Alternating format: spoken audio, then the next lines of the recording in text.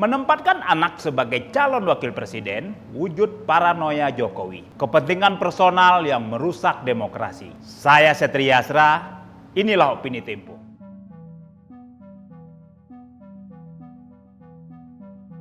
Sepuluh tahun lalu, mayoritas rakyat Indonesia memilih Joko Widodo sebagai presiden untuk mencegah Prabowo Subianto berkuasa.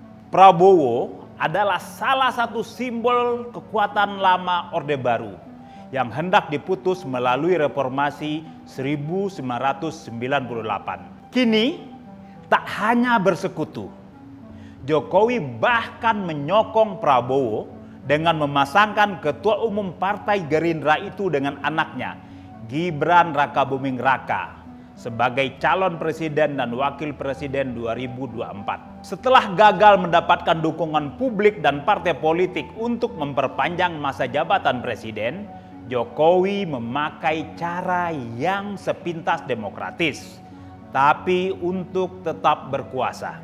Di banyak negara, politik dinasti memang tak dilarang, tapi ia terbukti merusak demokrasi karena menodai fairness dalam sistem pemilihan. Sebagai penguasa, Jokowi bisa memobilisasi aparatur dan alat negara serta sumber dana untuk memenangkan calon presiden yang ia dukung. Penggantian Menteri Komunikasi dan Informatika, Menteri Pertanian, serta Kepala Staf Tentara Nasional Indonesia Angkatan Darat oleh orang-orang yang dikenal punya sejarah kedekatan dengan Jokowi mudah ditafsirkan sebagai bagian dari upaya pemenangan pemilu 2024 ketimbang perbaikan teknokratik di ketiga lembaga. Dalam pemilihan kepala daerah serentak 2020, mobilisasi alat kekuasaan oleh patron calon kepala daerah efektif menjaring suara pemilih. Dari 804 calon, sebanyak 16,8% memiliki hubungan dengan dinasti politik dan 42,96% memenangi pemilihan. Seperti disebut Herbert Simon dalam Administrative Behavior, dalam sistem pemilihan yang demokratis, suara pemilih cenderung mengikuti suara elit yang punya sumber daya menguasai informasi.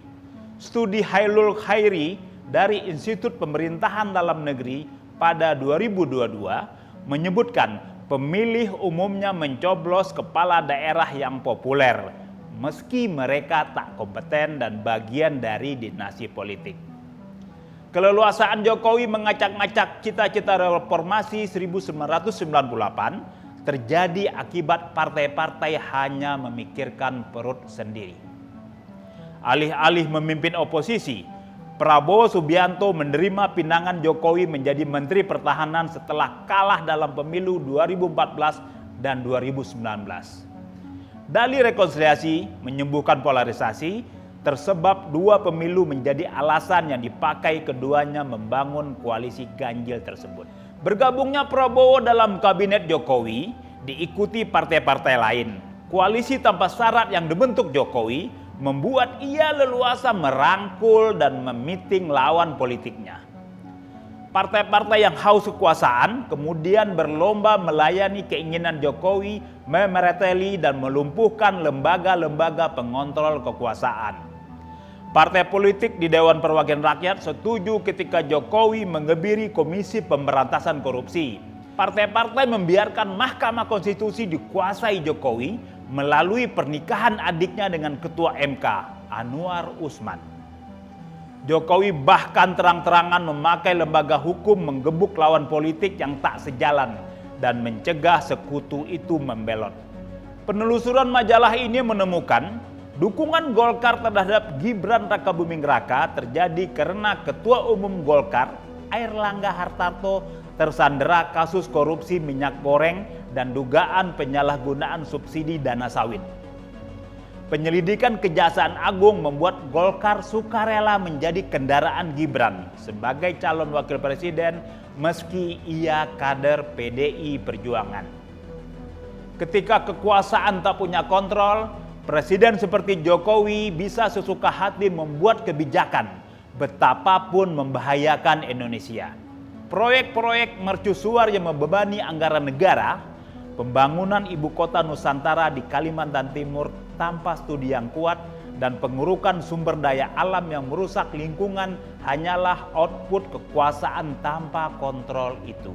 Dengan kebijakan yang tak memenuhi tata kelola yang baik seperti itu, Jokowi membutuhkan presiden setelah 2024 yang melindunginya dari konsekuensi hukum. Menempatkan anak keturunannya sebagai calon wakil presiden adalah wujud paranoia dan ketidakpercayaan diri Jokowi.